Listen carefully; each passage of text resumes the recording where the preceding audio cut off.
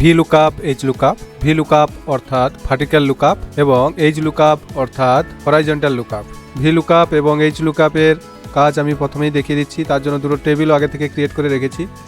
এটা আমি VLOOKUP দেখাবো তাই এই টেবিলটা ক্রিয়েট করে রেখেছি এবং HLOOKUP এর জন্য একটা টেবিল ক্রিয়েট করে রেখেছি যাতে সহজেই এবং তাড়াতাড়ি ভিডিওটি উপস্থাপন করা যায়। VLOOKUP এর সাহায্যে আমরা কি করতে পারি না, এই যে টেবিলটা দেখতে পাচ্ছি VLOOKUP এর সাহায্যে এখানে এমপ্লয়ি নেম এবং স্যালারি সহজেই দেখে নিতে পারি। এরকম আমি কয়েকটা নাম দিয়েছি, এখানে এরকম হাজার হাজার নাম থাকলেও সহজেই যে কোনো একজনের নাম এবং তার স্যালারিটা আমরা এখানে খুঁজে নিতে পারবো। এটাই হচ্ছে VLOOKUP এর কাজ। VLOOKUP আমরা কলাম বরাবর নামগুলো সার্চ করে দেখতে পারি আর HLOOKUP এ রো বরাবর নামগুলো সার্চ করে দেখতে পারবো। চলো শুরু করি।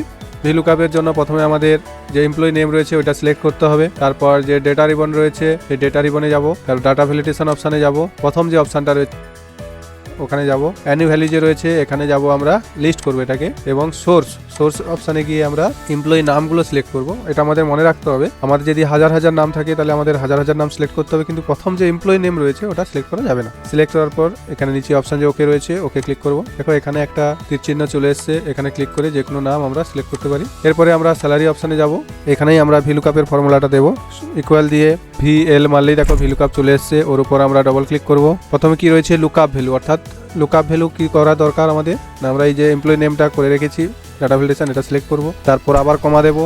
তারপর কি রয়েছে টেবিল অ্যারো, অর্থাৎ আমরা এই পুরো টেবিলটাকে সিলেক্ট করে নেব, আবার কমা দেবো। কলাম ইন্ডেক্স নাম্বার অর্থাৎ কোর্স, এবার কি দেখতে চাইছি আমরা স্যালারিটা দেখতে চাইছি, তাহলে স্যালারিটা ক নম্বর কলামে রয়েছে 1 2 3, তাহলে এখানে আমাদের 3 দিতে হবে, দিয়ে আবার কলাম দেবো, দিয়ে আবার কমা দেবো। তারপরে কি রয়েছে রেঞ্জ লুকআপ, অর্থাৎ রেঞ্জ লুকআপ, এখানে আমাদের 0 দিতে হবে সবসময়, 0 দেবো, দিয়ে বন্ধনী শেষ করবো, দিয়ে এন্টার দেবো। দেখো এখানে এই দীপক দাসের স্যালারিটা চলে এসেছে। চাইলে আমরা সহজে যে কোনো নাম এভাবে পরিবর্তন করে তার স্যালারিটা দেখে নিতে পারি।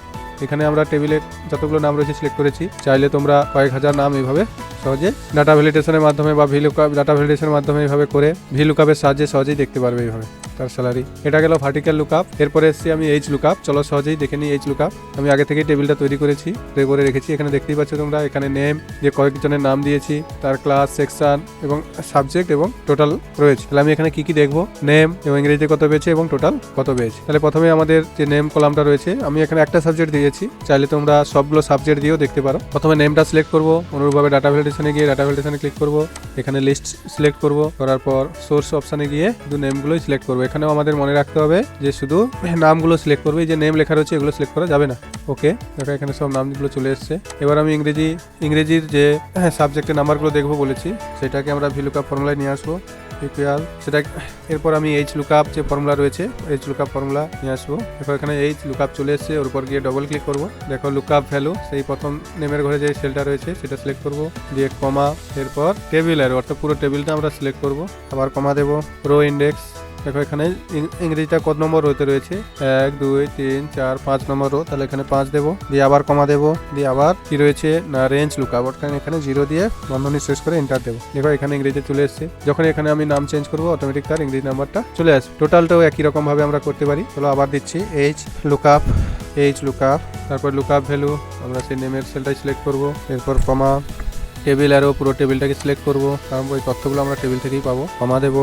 রো ইন্ডেক্স, এখানে দেখো টোটালটা কত নম্বরে রয়েছে, 1 2 3 4 5 6 7 8 9 10 11 দেবো, কমা দিয়ে রেঞ্জ লুকআপ, এখানে 0 দেবো, দিয়ে বন্ধনী শেষ করে এন্টার দেবো। দেখো চলে এসছে মিনা খাতুনের টোটাল, এখানে চলে এসছে। এখানে সহজেই আমরা নাম চেঞ্জ করলে দেখবো নাম্বারও চেঞ্জ হচ্ছে, টোটাল হচ্ছে। তাহলে সহজে আমরা বুঝে নিতে পারলাম VLOOKUP অর্থাৎ ভার্টিক্যাল লুকআপ এবং HLOOKUP অর্থাৎ হরাইজন্টাল লুকআপ। ভিডিওটি যদি ভালো লেগে থাকে অবশ্যই লাইক কমেন্ট করো এবং চ্যানেল নতুন হলে অবশ্যই সাবস্ক্রাইব করো এবং বন্ধুদের মধ্যে অবশ্যই শেয়ার করো। Thank you for watching.